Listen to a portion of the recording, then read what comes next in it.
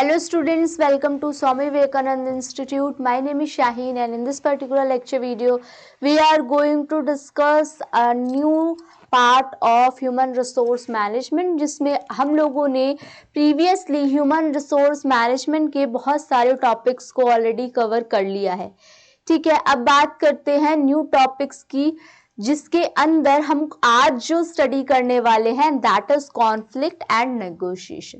तो ये बताओ कॉन्फ्लिक्ट का क्या मतलब होता है, क्या कॉन्फ्लिक्ट से आप लोग समझते हो?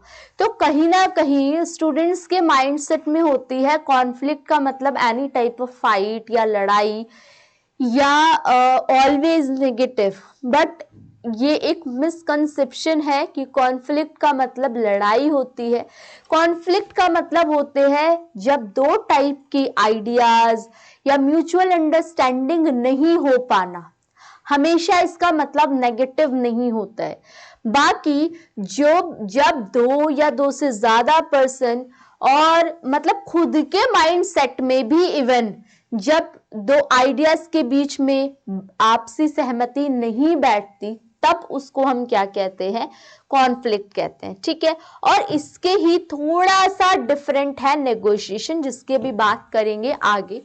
कॉन्फ्लिक्ट का क्या मतलब है? द टर्म कॉन्फ्लिक्ट, ये जो वर्ड आ रहा है conflict, initially evoke images of ideas. ये हमें लगता है कि आइडियाज है, ठीक है, ये बैटल है, लड़ाई झगड़ा. But it is critical to understand. लेकिन कभी कभी हम समझ नहीं पाते कि जो कॉन्फ्लिक्ट है वो जरूरी नहीं है कि वो हर बार नेगेटिव हो, वो पॉजिटिव भी रिजल्ट लेके आता है. क्योंकि दो आइडियाज, दो डिफरेंट टाइप के आइडियाज इन बिटवीन टकराएंगे तो कहीं ना कहीं वो आपको लीड करेंगे और बेटर अपॉर्चुनिटीज में. मान लो दो पर्सन है ए और बी, इनके दो डिफरेंट आइडियाज हैं. अब ए ने कुछ क्वालिटीज बताई अपने आइडियाज की, बी ने कुछ क्वालिटीज बताई. अब जिसकी क्वालिटीज ज्यादा होगी उसका डिसीजन एप्रोप्रिएट माना जाएगा.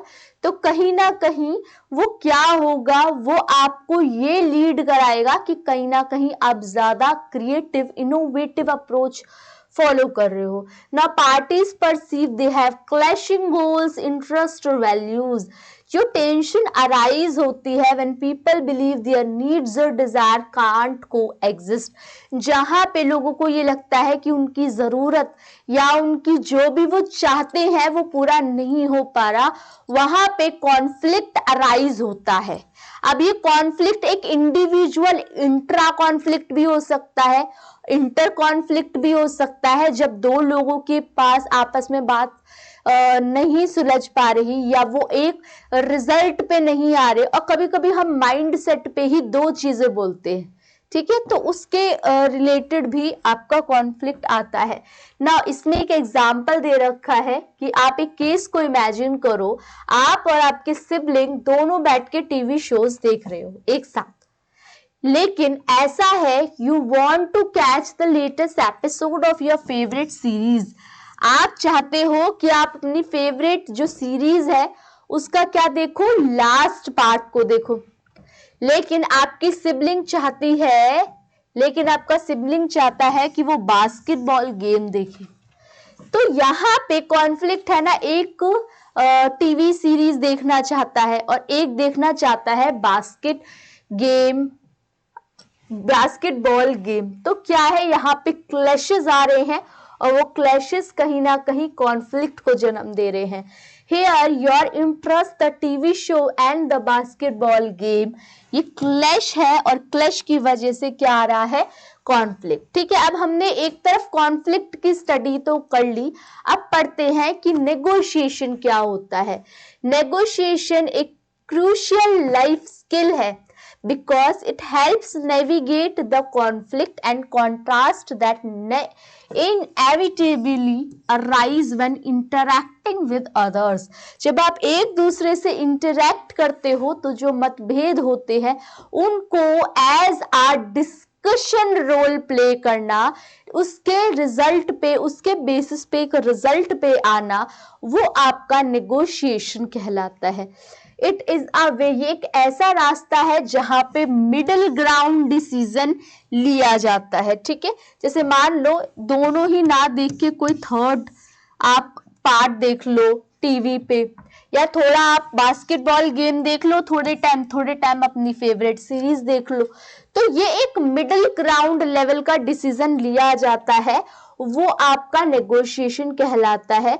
That admires everyone's interest and maintain, यहाँ पे एक पॉजिटिव और एक पॉजिटिव एफिनिटीज, जो कॉन्फ्लिक्ट है उसको एक पॉजिटिव एटीट्यूड पे, पॉजिटिव वे पे लेके आना, आपका क्या बोल रखा है कि ये क्या है, एक आपका negotiation. In addition negotiating can be useful in more skilled cases as you get older, जब आप आगे आगे जाओगे और सीखने के लिए आपको ज्यादा मिलेगा, such as negotiating a job offer, settling firms deal, resolving disputes, जहां पे आप प्रॉब्लम्स को या डिस्प्यूट्स को सेटल करने की कोशिश कर रहे हो in an office setting। Next one is, अभी हमने पढ़ा कि जो कॉन्फ्लिक्ट होता है वो क्या होता है और जो नेगोशिएशन होता है वो क्या होता है। यहाँ पे एक इंडिविजुअल लेवल की बात करी। अब जब ग्रुप में आप काम कर रहे हो तो आपको ये तो चीजें पता होगी कि ग्रुप के अंदर a number of people work करते हैं, तो उनके माइंडसेट मैच नहीं होते, उनके आइडियाज मैच नहीं होते, जेलसी टाइप की चीजें भी वहां होती हैं। तो उन कॉन्फ्लिक्ट्स को दूर करना या उन कॉन्फ्लिक्ट्स को निगोशिएटिंग टर्म के अंदर लेके आ पाना थोड़ा सा कॉम्प्लेक्स हो जाता है। उसको हम देखते हैं क्या बताया गया है। Conflict in an organisational context is quite common. ये बहुत बड़ी बात नहीं है क्योंकि डिसएग्रीमेंट्स होते हैं, आइडियाज का मैच ना होना है, ठीक है। Can be defined as a situation जहां पे डिसएग्रीमेंट है एक इंडिविजुअल के या ग्रुप्स के, क्योंकि उनका ओपिनियन अलग है, उनका इंटरेस्ट अलग है, उनके आइडियाज अलग है। When you think of conflict, जब आप कॉन्फ्लिक्ट्स के बारे में सोचते हो, you might envision heated arguments और shouting matches, but organization conflict can often be more subtle. देखो क्या बोल रखा है इन्होंने कि आप ये सोचते हो, एक ऑर्गेनाइजेशन के अंदर ये सोच के चलते हो कि अगर कॉन्फ्लिक्ट हो रहे हैं तो मतलब आपस में बहुत शाउटिंग होगी, या क्या हो सकता है शाउटिंग के अलावा आर्ग्यूमेंट्स होगी, हीटेड आर्ग्यूमेंट्स होगी। लेकिन ऐसा नहीं होता। जब ऑर्गेनाइजेशन में कॉन्फ्लिक्ट आता है तो थोड़ा सा सटल नेचर का होता है, मतलब जो मतभेद भी हो रहे हैं, जो डिसएग्रीमेंट भी हो रहे हैं, वो भी एक प्रॉपर सिनेरियो में होंगे, वो इस तरीके से नहीं होंगे, मिसबिहेव करके नहीं होंगे, ठीक है। क्या बोल रखा है आगे, it could embody tension in a meeting, तो क्या होगा, डिस्प्यूट, आपकी बातचीत खत्म होगी बिना डिसीजन लिए, लेकिन वो एक साइलेंट कन्वर्सेशन पे, साइलेंट मोड पे खत्म हुई, ठीक है। ऐसा नहीं कि आपने लड़ाई झगड़ा और ये सब चीजें शुरू कर दी ऑर्गेनाइजेशन में, तो वो ऐसा नहीं होता एक ऑर्गेनाइजेशन कॉन्फ्लिक्ट में। प्रोजेक्ट प्लान और contest between units, for example आप एक प्रोजेक्ट पे काम कर रहे हो फॉर अ क्लास, एक टीम मेंबर ये महसूस करता है you should focus on a detailed display, while another insist that a complete report is more vital. तो यहाँ पे जो कॉन्फ्लिक्ट अराइज हो रहा है वो ओपिनियन प्रोजेक्ट के फोकस के ऊपर हो रहा है, कि जो प्रोजेक्ट का एक कह रहा है कि आप डिस्प्ले करके दिखाओ, ठीक है, अपनी प्रोजेक्ट्स को, अपनी जो इमेजेस है, जो भी आप प्लॉट अप करना चाहते हो, वो डिस्प्ले के ऊपर ज्यादा विजिबल होना चाहिए। और एक पर्सन कह रहा है कि उसमें मोर डिटेलिंग होनी चाहिए, मतलब लिखा बहुत कुछ होना चाहिए ताकि हम जो भी इंसान उसको पढ़े वो समझे। तो यहाँ पे ओपिनियंस का डिफरेंस आया, ठीक है। प्रोजेक्ट को फोकस किस में करना चाहिए उस पर फर्क आया। Now negotiation in organizational behavior, negotiation in organizational behavior क्या है, जब एक ऑर्गेनाइजेशन के बेसिस पे नेगोशिएशन फील होता है। अब ये नेगोशिएशन यहाँ पे क्या है, जब डिस्कशन हो रही है। Organisational behaviour studies how people and group behave, किस तरीके से बिहेव करते हैं एक ऑर्गेनाइजेशन में। यहाँ पे जो मेन उद्देश्य होता है वो ये होता है टू अंडरस्टैंड, समझे, क्या समझे, ह्यूमन के बिहेवियर को समझे, क्योंकि एट द एंड आपके जो हमारा गोल है वो तो ऑर्गेनाइजेशन के ऑब्जेक्टिव को फुलफिल कर पाना है ना, ये वाला। Expect human behaviour in corporate sets to improve efficacy and outcome result आ पाए। नेगोशिएशन ये एक बेसिक पार्ट होता है ऑर्गेनाइजेशन बिहेवियर का। ये एक ऐसी प्रोसेस होती है जहां दो या दो से ज्यादा पार्टी अपने क्लेम्स को बताती है और वो एक म्यूचुअली यूजफुल सॉल्यूशन पे आ जाती है। एक ऑर्गेनाइजेशन में negotiation happens in various scenario. Negotiation अलग अलग तरीके से हो सकता है, फ्रॉम फिक्सिंग कॉन्फ्लिक्ट्स, लड़ाई झगड़ा खत्म करके, बार्गेनिंग करके, कुछ एक पार्टी, दो पार्टी हैं ए और बी, कुछ हम डिसीजन ए पार्टी का मान लेते हैं, कुछ डिसीजन बी पार्टी का मान लेते हैं, तो मिडल ऑफ द ग्राउंड आपका सॉल्यूशन कैलकुलेट होके आ जाएगा, सॉल्यूशन निकल आएगा। अब हमने ये तो पढ़ लिया कि ऑर्गेनाइजेशनल कॉन्फ्लिक्ट क्या होता है, ऑर्गेनाइजेशनल नेगोशिएशन क्या होता है। ऑर्गेनाइजेशन के अलावा अगर नॉर्मल सिनेरियो में कॉन्फ्लिक्ट या नेगोशिएशन की बात करोगे तो वो क्या होता है वो भी डिस्कस कर लिया। अब बात करते हैं इनके डिफरेंस की, कि यहाँ पे जो डिफरेंस वाला पॉइंट होता है वो कैसे कैलकुलेट होके आता है। चलो, सबसे पहले पार्ट बताया गया है कि कॉन्फ्लिक्ट एक ऐसी सिचुएशन होती है जहाँ पे दो या दो से ज्यादा पार्टीज आपस में सहमत नहीं होती, उनके गोल इनकम्पैटिबल होते हैं। कॉन्फ्लिक्ट एक ऐसी सिचुएशन है जहां पे दो या दो से ज्यादा पार्टी मिलती है, परसीव दे हैव इनकम्पैटिबल गोल, आपस में या तो आइडियाज मैच नहीं कर रहे, गोल को अचीव करने के लिए जो स्ट्रैटेजी लगा रहे हैं वो ठीक नहीं है, इंटरेस्ट और values. It is an essential disagreement that arises from differing view point, जहां पे आपके सोचने के नजरिए अलग अलग हैं, ठीक है ना। नेगोशिएशन एक ऐसी प्रोसेस है जहां पे दो या दो से ज्यादा पार्टीज, उनका इंटरेस्ट अलग अलग है, वो एक दूसरे के साथ तो डिस्कशन कर रही है और वो एक दूसरे की बात समझने के लिए भी तैयार है, म्यूचुअली अंडरस्टैंडिंग है। एक्सेप्टेबल सॉल्यूशन और एग्रीमेंट, ये एक ऐसा रास्ता है जहां पे डिसएग्रीमेंट्स को रिजॉल्व किया जाता है।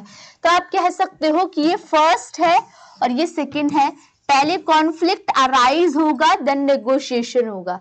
रोल, लेकिन हर बार कॉन्फ्लिक्ट का रिजल्ट नेगोशिएशन में कन्वर्ट नहीं होता।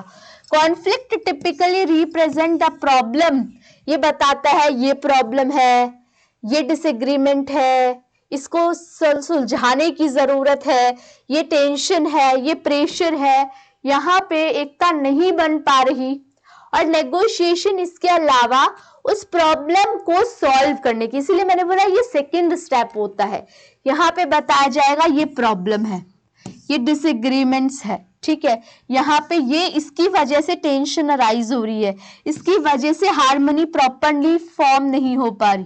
और यहाँ पे बताया जाएगा नेगोशिएशन एक ऐसा तरीका है जहां पे आप समझ पा रहे हो रिजॉल्व, इस कॉन्फ्लिक्ट को सॉल्व करने की कोशिश की जा रही है। एक रास्ता बता रहा है, हेल्प्स रिस्टोर हार्मनी, जहां पे म्यूचुअली बेनिफिट्स की, म्यूचुअली आउटकम्स के बात करी जा रही है ना। Potential outcomes if not effectively manage, conflict की वजह से स्ट्रेस हो सकता है और स्ट्रेस फिर मैनेज किया जाता है स्ट्रेस मैनेजमेंट के द्वारा।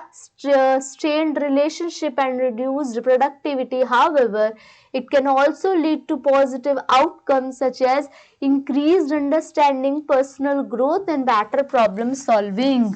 देखो कहीं ना कहीं नेगेटिव है, क्योंकि अगर बढ़ जाएगा तो ये स्ट्रेस की फॉर्मेशन ले लेगा, लेकिन अगर ये मतलब नेगेटिव नहीं फेज में देखा गया, अगर ये पॉजिटिवली ट्रीट किया गया तो आइडियाज में बेटरमेंट आएगी, न्यू क्रिएटिविटी आएगी, ठीक है। आप समझ पाओगे कि डिफरेंट डिफरेंट ओपिनियन को समझ के हम कैसे एक प्रॉपर डिसीजन पे आते हैं। जो मेन मकसद होता है नेगोशिएशन का, ये विन विन सॉल्यूशन है। यहाँ पे दोनों पार्टीज को कोशिश की जाएगी खुश करने की, एक पार्टीज का ये बेनिफिट, दूसरी पार्टी का ये बेनिफिट, फिर उसके बाद क्या बोल रखा है, जब पार्टीज फील देयर नीड और interest have considered and met, effective negotiation की वजह से आपके जो रिश्ते हैं वो सुधरते हैं, एक दूसरे से अंडरस्टैंडिंग बढ़ती है और बेटर आउटकम्स, रिजल्ट बेटर आता है। Next is key skilled involved, conflict resolution skills are needed to manage conflict effectively. आप क्या करोगे, अगर कॉन्फ्लिक्ट अराइज होता है तो उसको सुलझाने के लिए हमें स्किल्स होनी चाहिए, कम्युनिकेशन स्किल्स, इमोशनल इंटेलिजेंस, आपके अंदर क्षमता भी होनी चाहिए पेशेंस वाली, इमोशन कंट्रोल वाली, है ना, problem solving skills and empathy.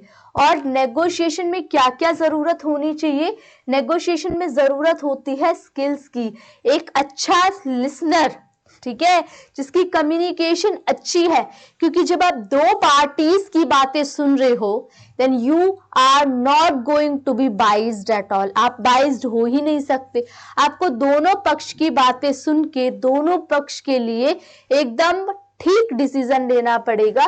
Problem solving abilities होनी चाहिए, उसमें कैपेसिटी होनी चाहिए, और इवन कैपेसिटी होनी चाहिए इन्फ्लुएंस करने की, कि दोनों पार्टीज आपसे इन्फ्लुएंस होकर आपका डिसीजन को एग्री भी कर ले। नाउ इसके एग्जाम्पल की बात करूं तो example of conflict is when दो क्लासमेट डिसएग्री हो रहे हैं ग्रुप प्रोजेक्ट के बारे में, जहां पे उनके आइडियाज अलग अलग हैं, जिसकी वजह से what will result in the best grade.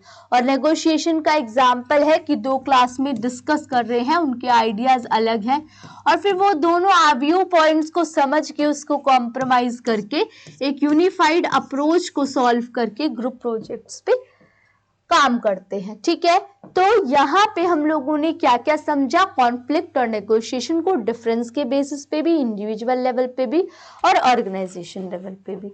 अब बात करते हैं कुछ एमसीक्यूज। तो मैम क्या ये एमसीक्यूज सिर्फ कॉन्फ्लिक्ट और नेगोशिएशन के बेसिस पे है? नो, ये जो आपके एमसीक्यूज है ये आपके प्रॉपर ह्यूमन रिसोर्स मैनेजमेंट के हैं, commerce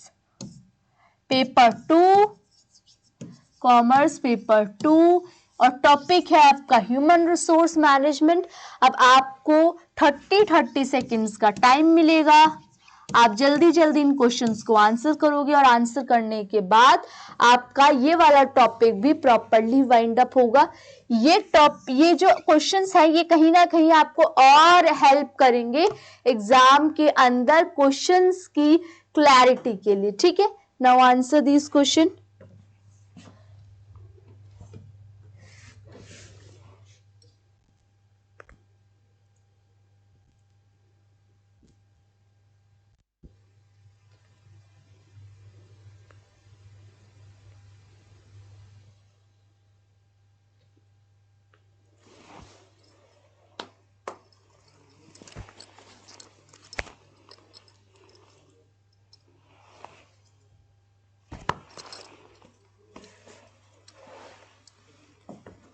Okay, so group of position that have similar duties, tasks and responsibilities is called, इसको क्या कहते हैं, इसको हम क्या कहते हैं, इसको कहते हैं जॉब।